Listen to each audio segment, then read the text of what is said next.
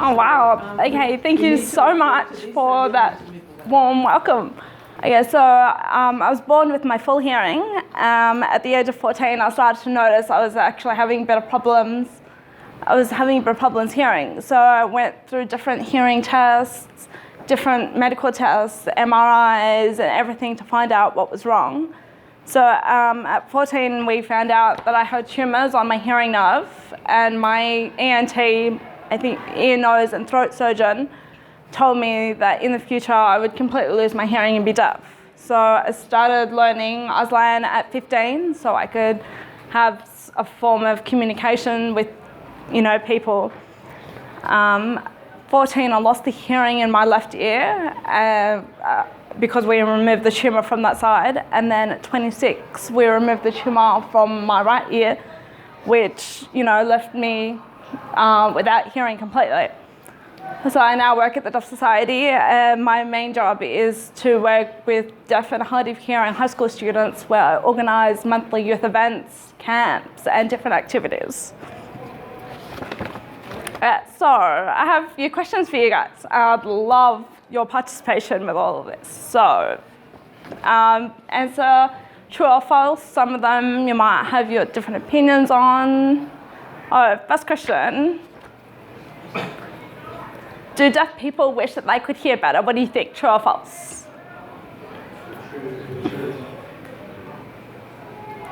Really? It's interesting because the answer is actually false. So generally, most deaf people don't miss hearing things, especially if they were born deaf. So deaf people who become deaf later in life, they do struggle with the loss of hearing, especially in two different worlds, like deaf world and hearing world. Many people assume, that people are upset about not being able to hear things, and that's generally not true. Second question, deaf people are the best drivers in the world. What do you think? Well, Really? it depends. It actually depends. Well, true. It's more observant than everything. It's true, because we can't hear, so with our loss of hearing, our eyesight is generally 10 times better. And I can speak from experience. I'm not the best driver in the world, but I'm all right. So deaf people have a different life than other people. What do you think?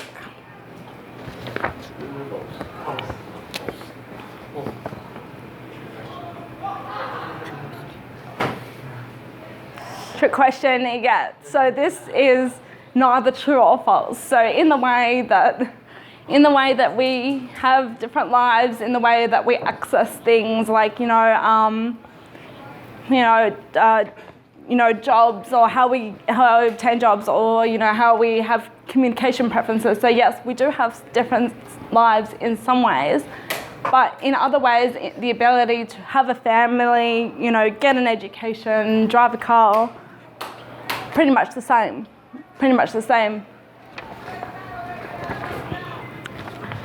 So deaf people who can speak are more clever than deaf people who can't speak. What do you think? Yes, true or false? Right. So a while ago, there was a link between education and speech. So some people thought that just because you could speak, that you're smarter. That's not true at all. I've met so many clever, fantastic deaf people. I think one of them at the moment, he's studying his PhD. So there's really no link between your loss of hearing or your ability to be educated. So one good thing about sign language is that it's universal and can be understood by deaf people around the world. What do you think? True or false? Yeah, that's true. So like spoken languages, sign languages, we have different languages for around the world. So they develop through culture, customs, geography, and it's similar for sign languages. So, for example, we have ASL, which is American Sign Language. BSL, which is used in England and Britain, Auslan, that's used in Australia, and Chinese Sign Language, different ones throughout the world.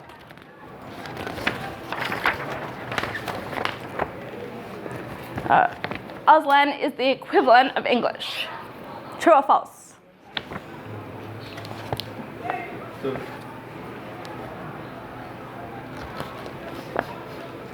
False. Actually, it's different in that it's got its own grammar, its own structure. Okay, so for example, I'll get Katie to sign the difference. If I was to say, my name is Chriso in English, I would say, my name is Chriso.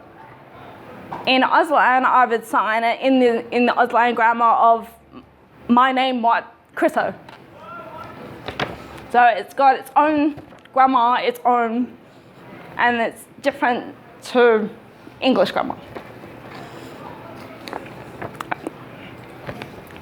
Auslan is a real language, true or false?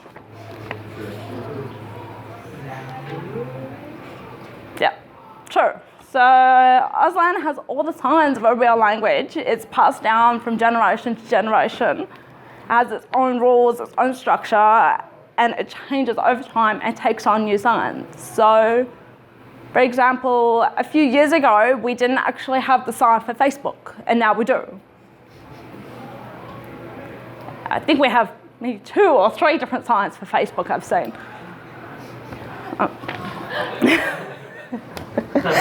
So learning Auslan is like any language. It can take 2 or 3 years. What do you think, yes or no? Just for the learning of Right. like any other language, like it can't just take 2 to 3 years, it can take from 1 to any years. That's right. It's true, of course. It depends on your motivation, commitment, and practice. I think it took me personally around 5 years to become fluent in a language because Auslan's not my first language. So it was like learning a whole new language. I still sometimes struggle with grammar, signs, vocab, everything. It can be quite confusing sometimes.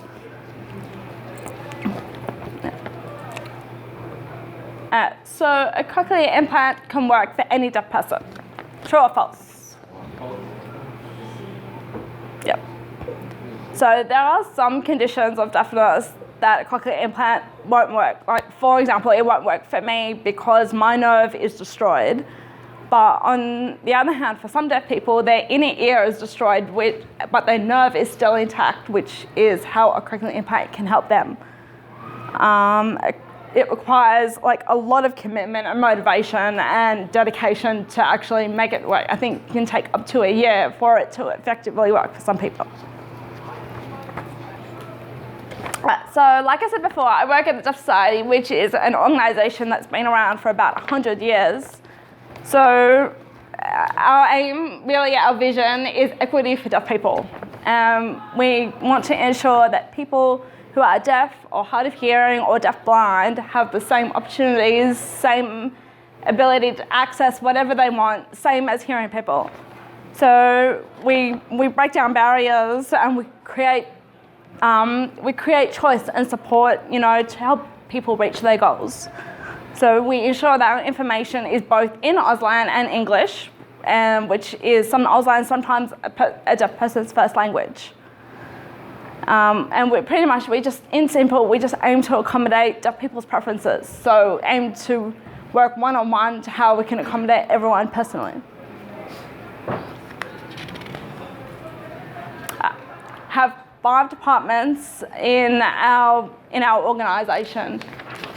First one, community services, which means, if somebody wants to learn, living skills or how to live independently, how to budget money, one-to-one support. We have community workers that can help individual deaf people. Second department is our sign language communications, or SLC. So that department is pretty much our go-to place for if you want to book an Auslan interpreter, live captioning for events. our SLC department will handle all that for deaf people, not just us in the office, but to the general public as well. Our education and training department is fantastic. They provide Auslan courses for people who want to learn Auslan. If you have friends or relatives who want to learn Auslan, various courses right through from community courses straight up to the diploma of interpreting if you want to become an interpreter. This part is the best part about my job. I get to organise youth events for kids who are between the ages of 12 and 17, if they're deaf or hard of hearing. We have a Facebook group. We get all the kids together, and they get to talk about what type of events they want, and I get to organise camps as well. And just seriously, the best part about my job, we try and organise them once a month, and so it's the best part about my job, really. In the Polaris, we've had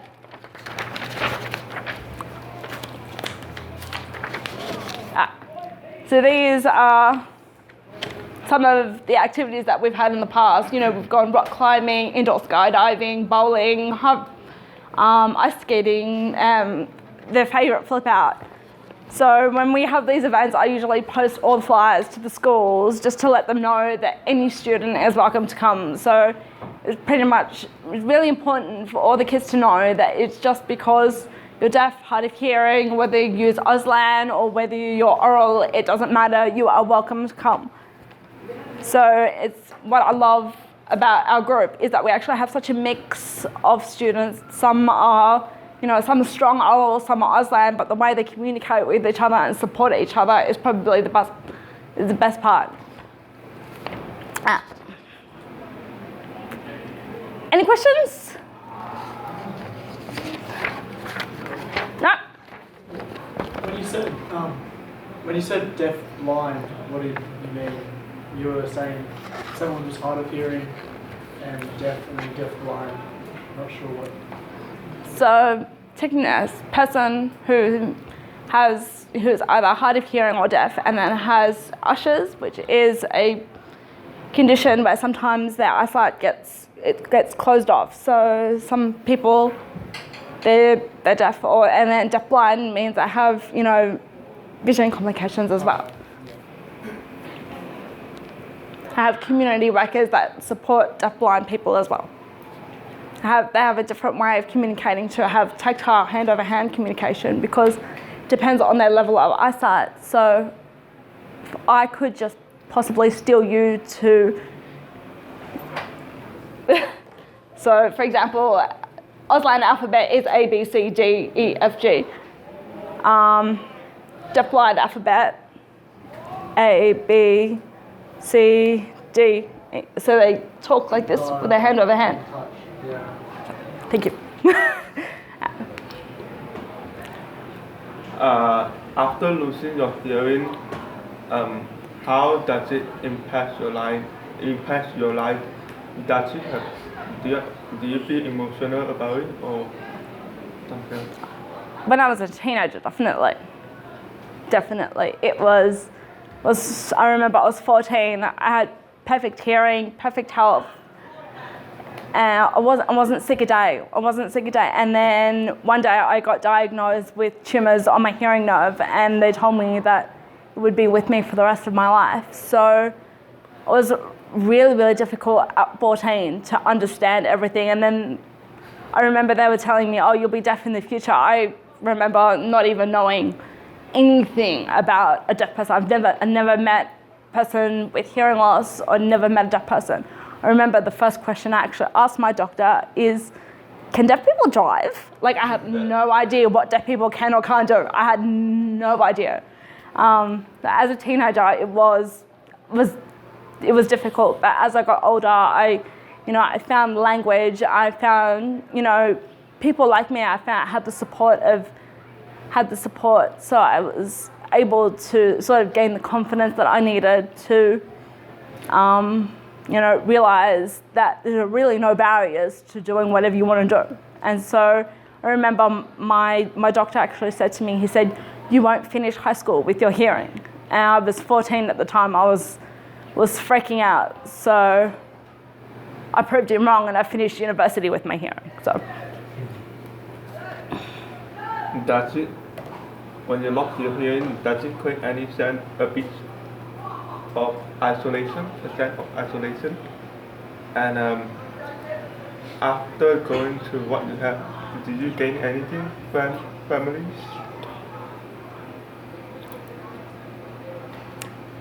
Can be really lonely sometimes, especially I'm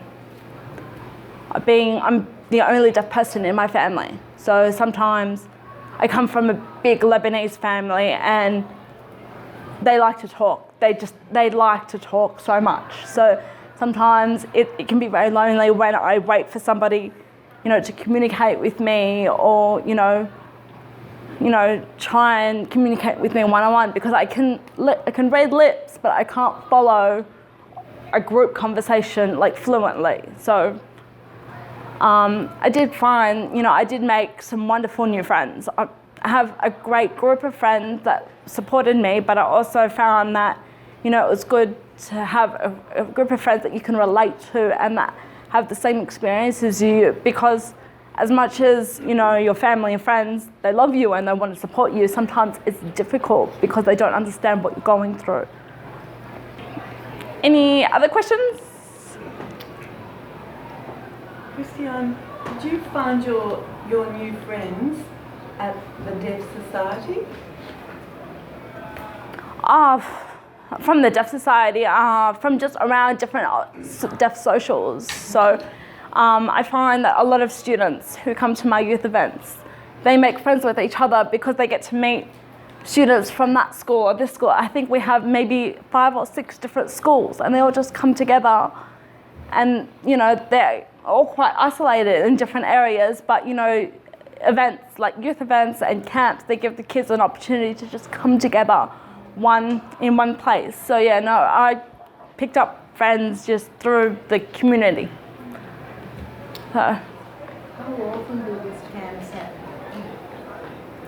happen? Deaf Society runs them once every 2 years, but an organisation called Lions New South Wales Association runs them once a year. And when's the next one?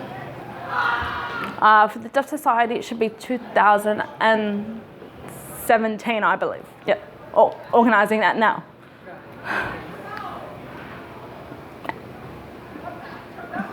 How much would it mean to you if everyone got the message and people all around the world do understand the deaf people?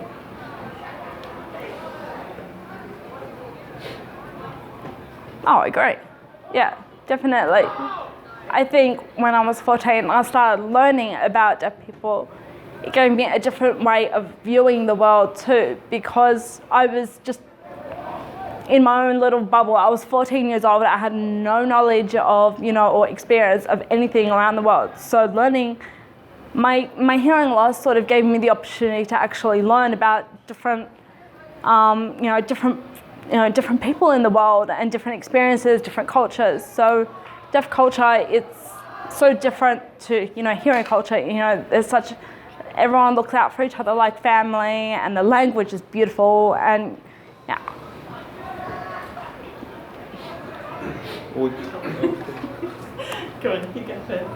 you say they understand in a way that some people never consider to, for example, the value of life, value of things?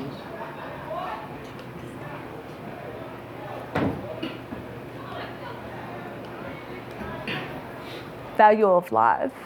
Like, after you lose something, you start to appreciate something more. You start to get more concentrated on something. Oh, I agree. Yes, definitely. Yep. So, what help did you have at school? I had a support teacher in high school. I went to a mainstream school. I was, I think, in year 9 when I was diagnosed was in Year 9. So at the end of Year 9, so the start of Year 10, I had a support teacher. She introduced me, you know, and she helped me guide the way through the school certificate and the HSC. And then she taught me, you know, different ways of that I could be supported. So she introduced me to community workers at 2 different organisations. One was the Deaf Society and one was the Afeta Centre, which I now work for both. So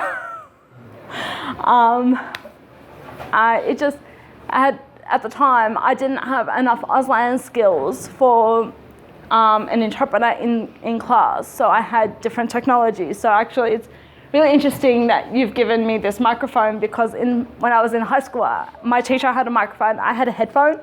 So my headphone would go straight into my ears and the teacher would have a microphone, and so it would be just a direct communication between me and my teacher.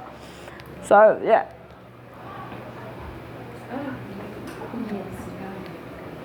Oh. Just one question.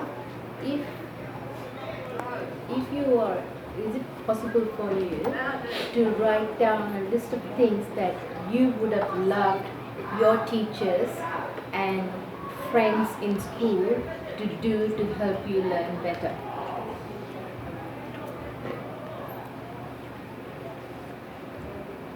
That I wish people would.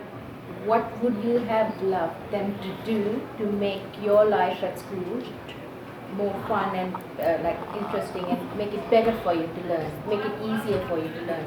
Oh, wow. Not right now. I'm trying to think back. High school was so long ago. Embarrassingly long ago. But you don't have to do it now, when you have the time for it. A simple question would be, how would you make your life more fun, more easier in your current situation and any other situation? Oh, how do I make my life more fun? Oh. Well, I have this headspace, I just don't let anything stop me. So so sometimes the challenging thing is I'll go into a store and then there'll be some person who just has absolutely no idea about deaf people, and I'll say to them, I'm deaf, I need to read your lips, please look up. And they'll be like, oh, okay. And they'll start talking. I'm like, this makes it fun for me because I get to challenge them, and I'm just like, no, write it down for me, or, you know, just let people know. So you just have this headspace. Just because I've lost my hearing doesn't let anything stop me. One time a person asked me what's something that a deaf person can't do. I replied back, yeah, hear. We can't hear, and that's it. I still go skydiving, I still go on holidays, I still travel the world. Just because I'm deaf doesn't stop me from anything. Doesn't stop me from anything. Well, I think that's a great note. Just one more thing. I know you have to all leave.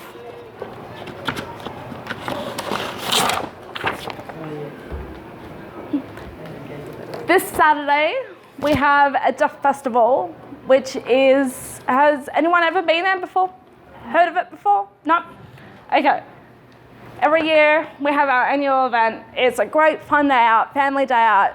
Different organisations will be there, and it's just a great day for everybody to learn about, you know, deaf culture, deaf life. It doesn't matter if you're hard of hearing or anything. So it's actually a great family fun day out, and I encourage you all to just go along and have fun, check it out, and I'll leave them with Kathy and Dad. So thank you all for your patience sitting down and watching the presentation, and I hope that you all learned something new today, and I'm happy to answer any questions you might have. You can email me or anything. Thank you. Thank you so much. We would like to offer her a gift, and thank you for coming here to talk about it. Thank you. Thank you. For her interpreter. And for you too, because you interpret for her. Thank you. Thank you.